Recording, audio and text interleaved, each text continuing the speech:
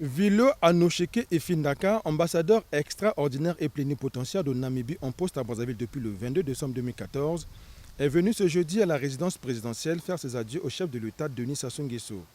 Premier chef de mission diplomatique de la République de Namibie au Congo, Vilo Anocheke Efindaka, qui avait, dit-il, l'ambition de renforcer davantage l'excellence des relations diplomatiques entre le Congo et la Namibie, quitte le Congo avec de beaux souvenirs et le sentiment d'une mission bien accomplie.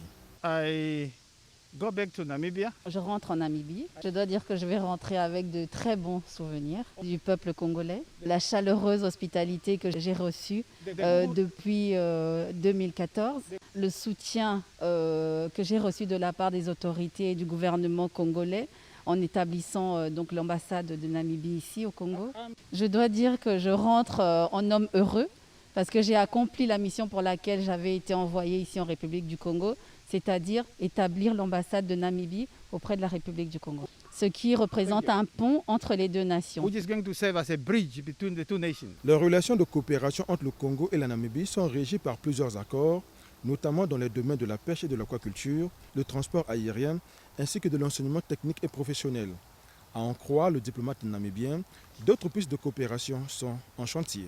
La 5e commission jointe aurait dû avoir lieu cette année entre nos deux pays. Mais bien sûr, ça a été repoussé, comme vous devez le comprendre, par la pandémie de Covid.